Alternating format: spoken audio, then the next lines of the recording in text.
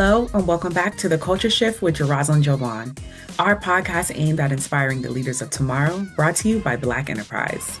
Here we like to review the success stories of today's tastemakers to encourage those who dare to dream big. Today, we're finding out just how impactful the Good Soil Forum 2025 will be for all in attendance, especially the doers and dreamers.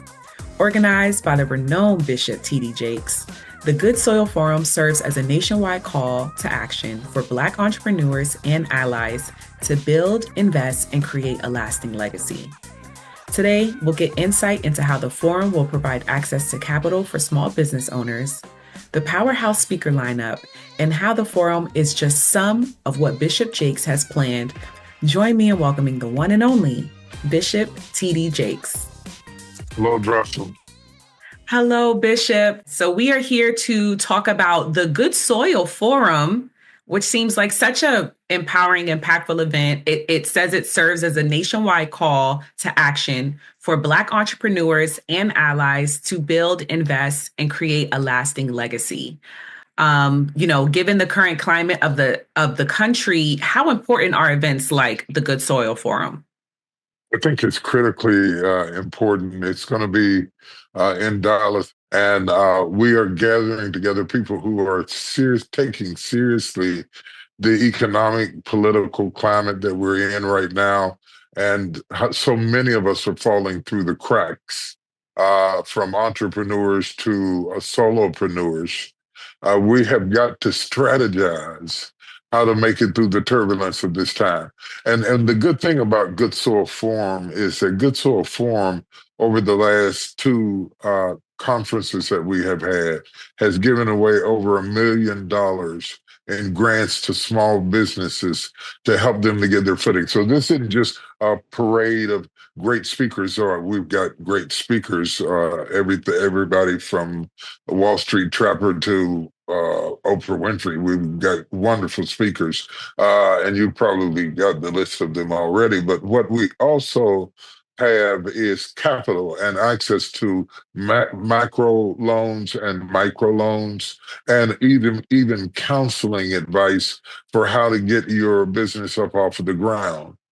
So that's and there are a lot of people that are having a lot of great events. Yeah. But what we do that's a little bit different, from tech to janitorial services to accounting to whatever type of business you may be in, we have hangouts the night before so you can network with people all over the city, kind of like South by Southwest. Mm-hmm. And then we also have our Good Soil app that keeps you in communication with those people throughout the year and keeps you with updated information.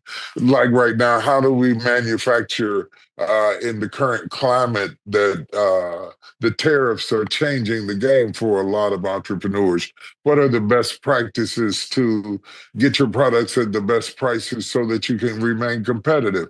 Those sorts of questions are vitally important. It's not just capital, it's access to the raw materials. How do you market in this climate? How do you deliver in this climate? And how can you do it in a way where you're not paying the vendor, the middleman vendor, all of your profit margins and build to scale? When do you scale?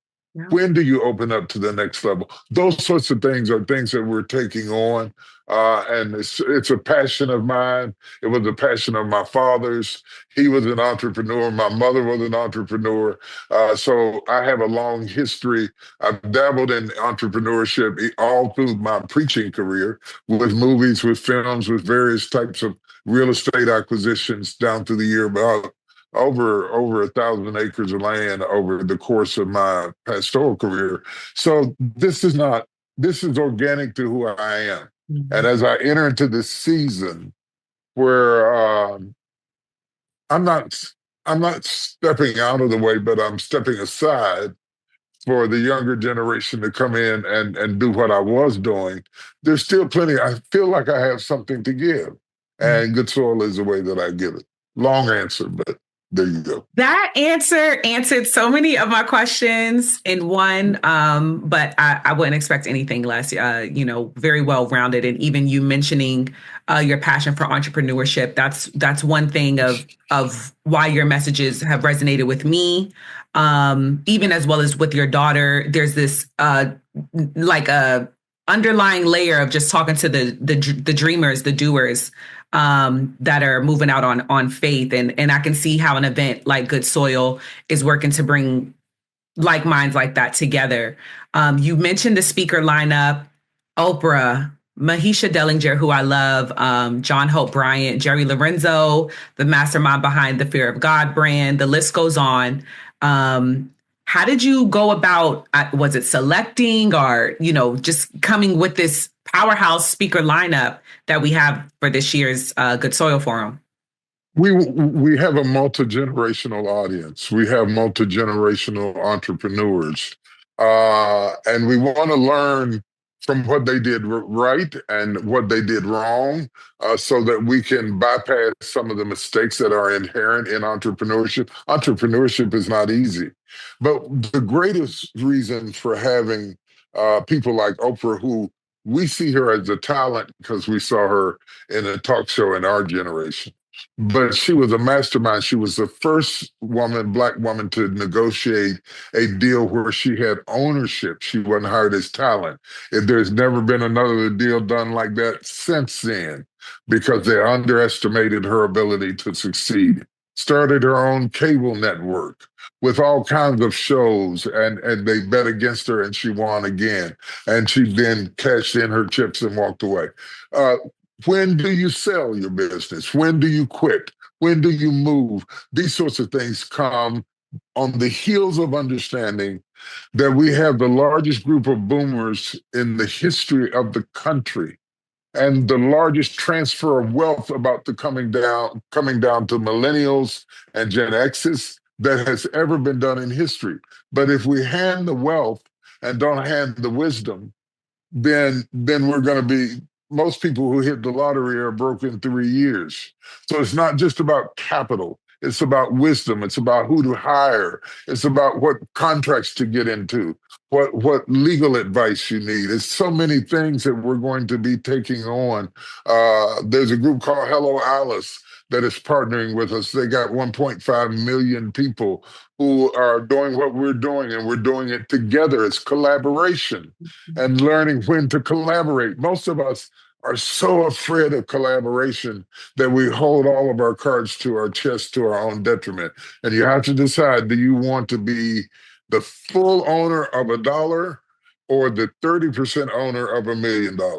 Those are the kinds of decisions that we are interjecting into the ethos of the thinking of all generations, because it would appear in this climate, if we don't help ourselves, we're not going to get there. We have to become introspective in our thinking and cross pollinate, even globally, with people who understand us. Why are we having Asian people making hair weaves for Black people? Why, and we have the same skin texture all over the world, in the Caribbean, in Africa. Why aren't we producing our own products and disseminating them globally? We need to have these kinds of conversations. And you may start out in your car, but you don't have to in the trunk of your car doing business. My father started out with a mop and a bucket and ended up with 52 employees. It does not matter where you start. It matters where you finish.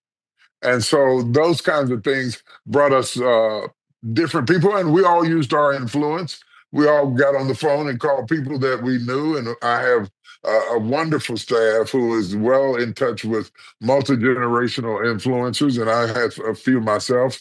And we got on the phone and said, "Hey, come share. We're going to put you in a room that few people would ever get in by themselves, and to hear that variety of people at the same time and come back with capital, resources, and a strategy. We don't like talent. We like strategy." Mm-hmm. Yes.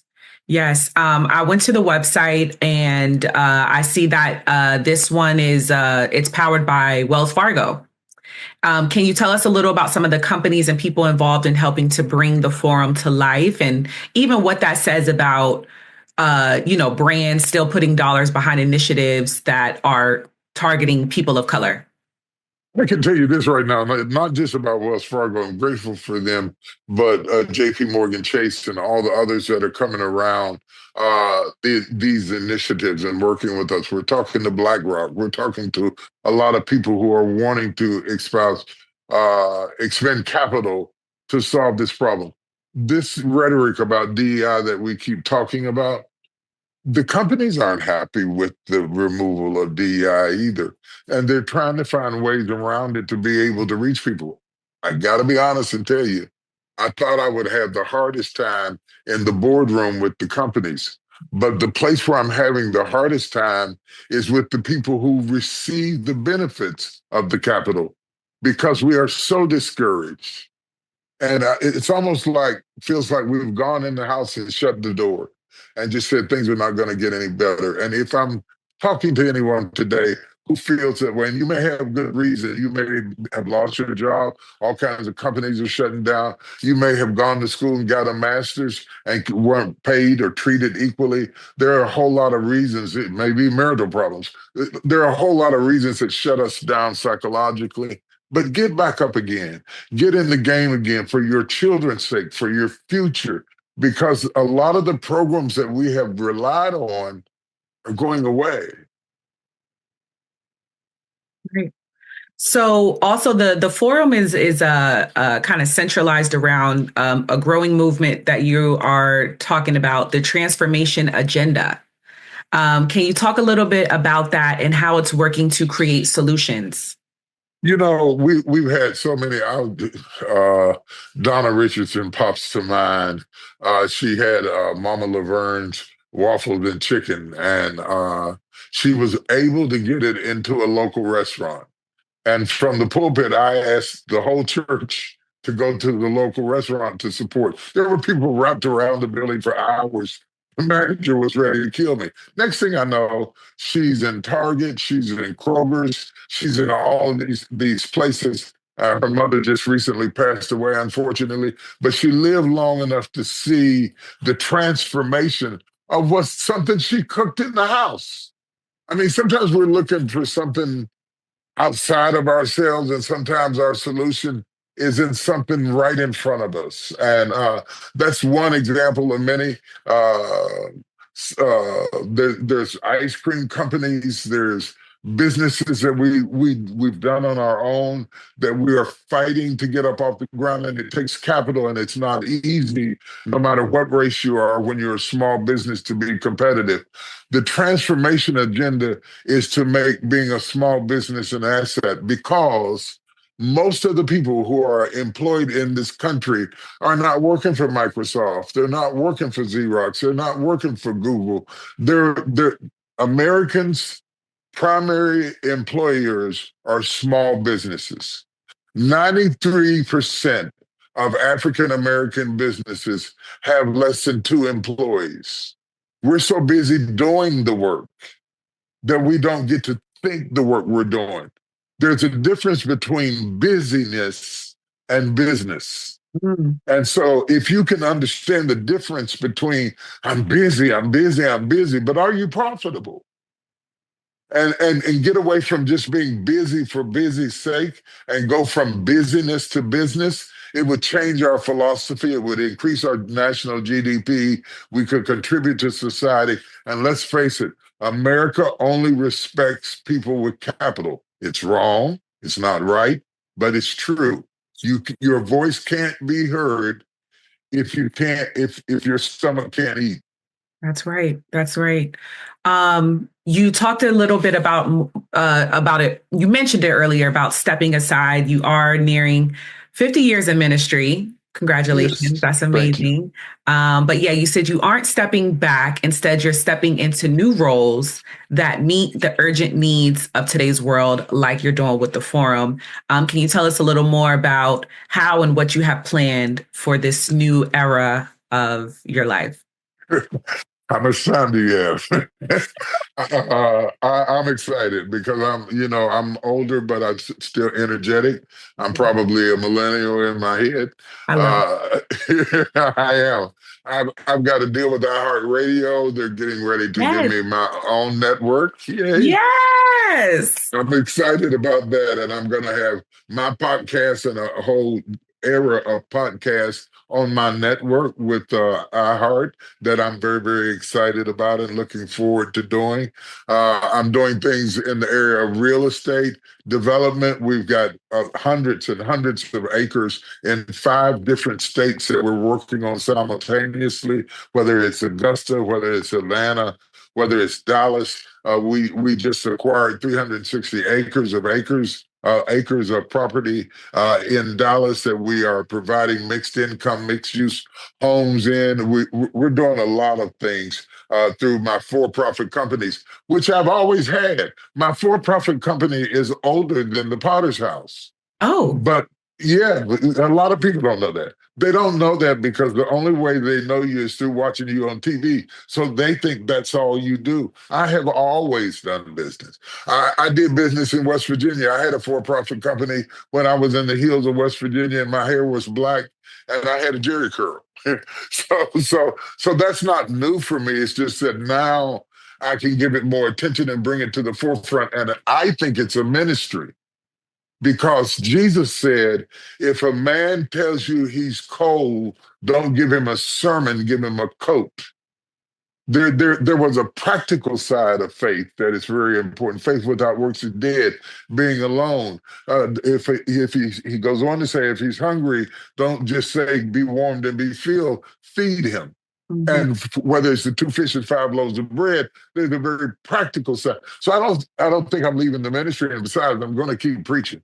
But I think this is another way of ministering to the needs of our people that has been sorely neglected. Oh, most definitely. Most definitely. No doubt about it. You're targeting the areas where it can't be overlooked anymore. And we have to stay clean. We see there Yeah, it's not going backward, it's only going forward. So we have to just really start to do our part in staking claim, ownership. we have to change the way we think. Mhm. Your mindsets control your assets. And I'll say this, I don't want to be long-winded because I can be, but I got tired of people coming up for prayer believing God for a car, like a car is a miracle. Yeah, We think God has to come down from heaven to give us a car when there are people who don't even believe in God driving past you every day. right. It's not a miracle. If you got a good credit score and you see a car you want, go get it. Though I encourage us to focus more on appreciating assets than depreciating assets. Let Hmm. your money make money while you sleep, but you still got to have a car. Yeah, And you don't have to go on a 10-month fast to get a car. You may have to go on 10 months to clean up your credit.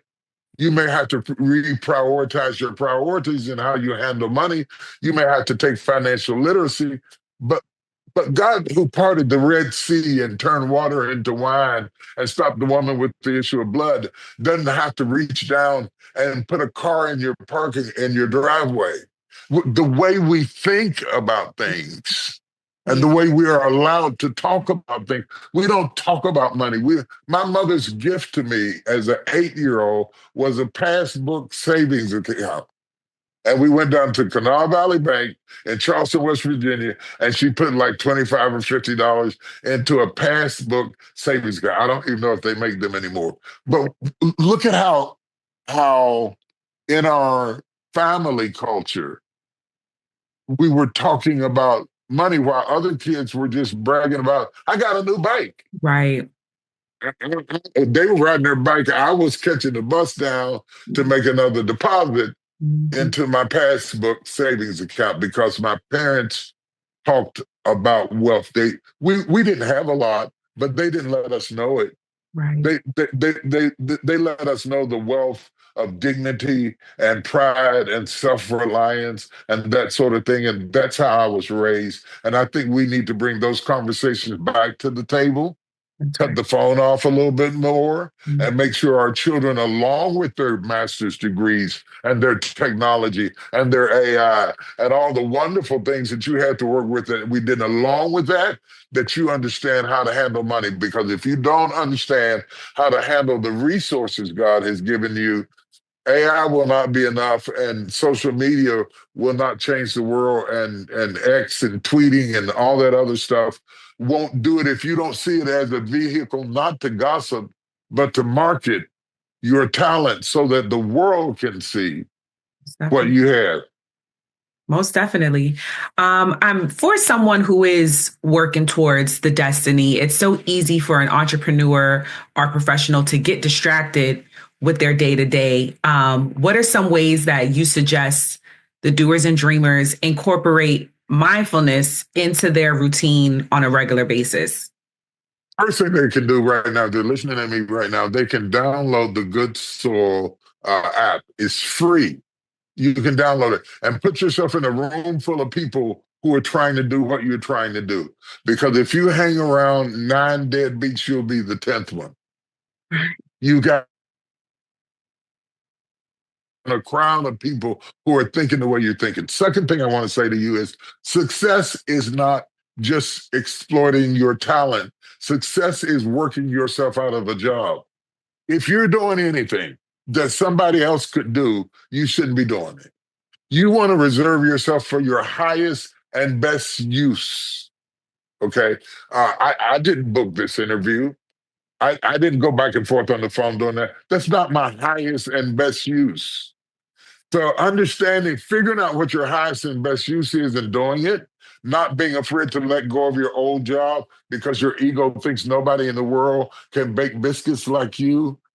Give the recipe away, and check the books and the ledgers and get a set of QuickBooks to start with, and start looking at the business of Mm. business. Even if it's show business, it's a business. Mm. Even if it's music, it's a business. Sign the wrong contract and you'll find out quick. It's a business. The fact that you can sing is not enough. People, I do prison ministry. And let me tell you something, some of the most talented people I have ever met Mm. are incarcerated,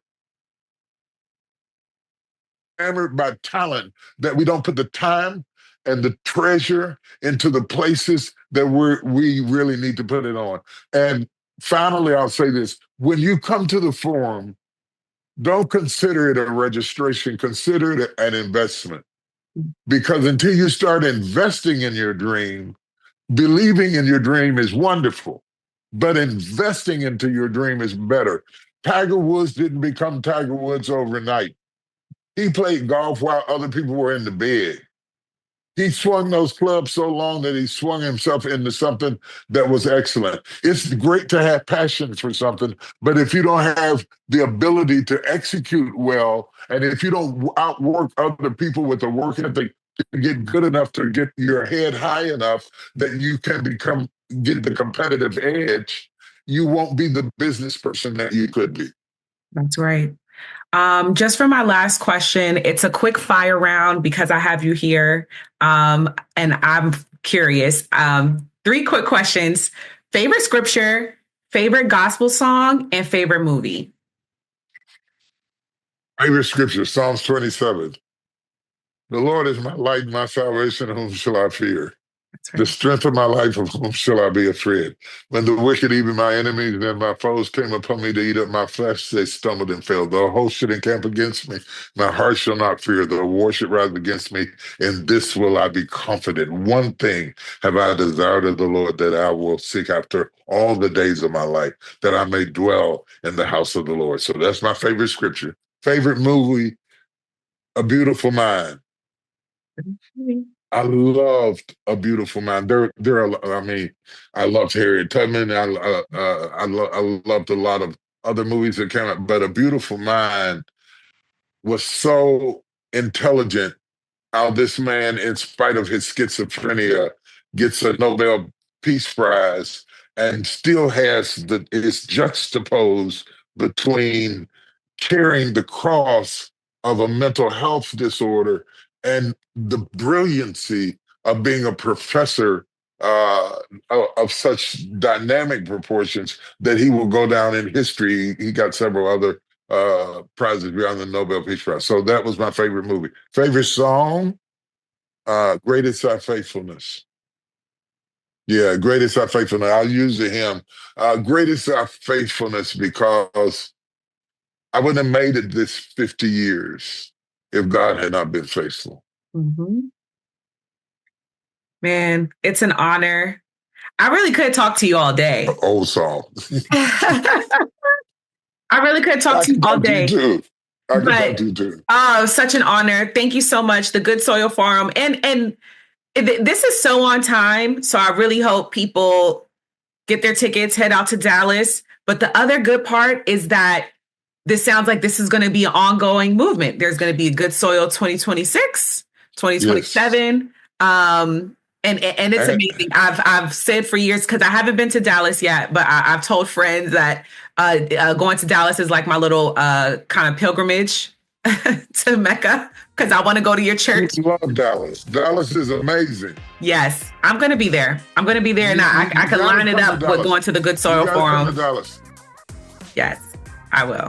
Thank you so much, Bishop. It's been an honor. First, thank you so much. And let me just quickly say, go to goodsoilforum.com. You'll find all the speakers, all the information that I forgot to say.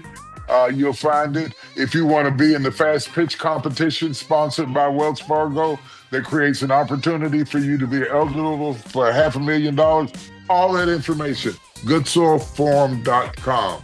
You got your app, you got your website, and now we're just looking to see you. Thank you. I enjoyed talking to you. Thank you so much. Enjoy your day.